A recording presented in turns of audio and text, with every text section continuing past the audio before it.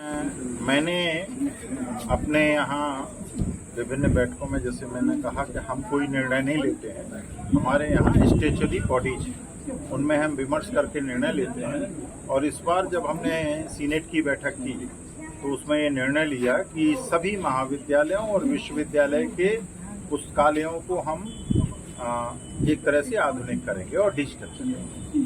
तो इन्फ्रीनेट की सुविधाएं, डिजिटल लाइब्रेरी की सुविधाएं और सभी महाविद्यालय के छात्र छात्राओं को जो हमारी नेशनल डिजिटल लाइब्रेरी है खड़गपुर में, IIT खड़गपुर में, उससे जोड़ा जाए और उनके पासवर्ड सबको दिए जाएं ताकि वो डिजिटल लाइब्रेरी के माध्यम से देश की सबसे बड़ी लाइब्रेरी से जुड़ सकें। और इसके लिए हर महाविद्यालय में हम कंप्यूटर्स की व्यवस्था करने के लिए विचार कर रहे हैं।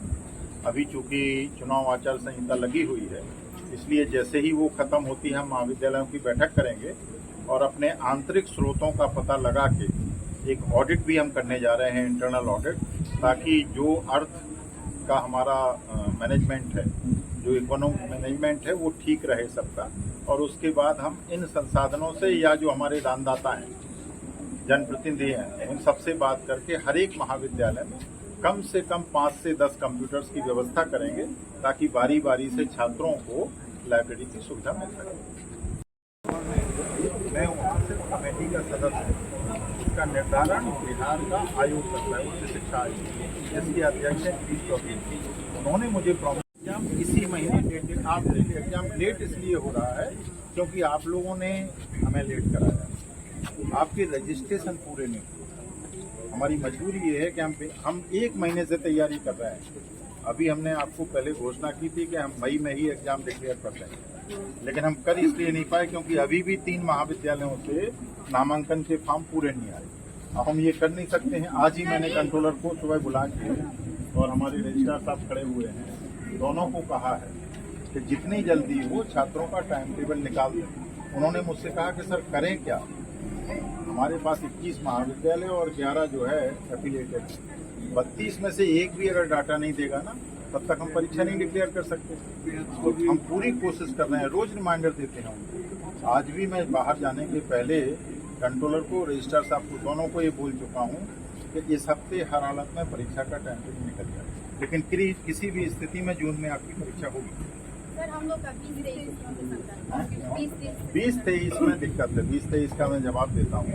आपकी प्रथम वर्ष की मार्कशीट आपके हाथ में है, लेकिन द्वितीय वर्ष की मार्कशीट जब तक आपके हाथ में नहीं आ जाएगी तब तक द्वितीय वर्ष की परीक्षा हम डिक्लेयर नहीं कर सकते। ठीक है ना। आपकी सेकेंड ईयर की मार्कशीट रोक रखी थी उसमें। आज इनकी बैठक है, जिस कंपनी के पास आपका गया था यूनेस्को, वो संभव था बाकी उसने डाटा दे दिए, सिर्फ आप ही का बचा है सेकेंड ईयर का। जैसे ही डाटा आता है हम कोशिश करेंगे कि अब मुझे एक चीज़ का जवाब देने दो बेटा, सीरियसली बोला करो।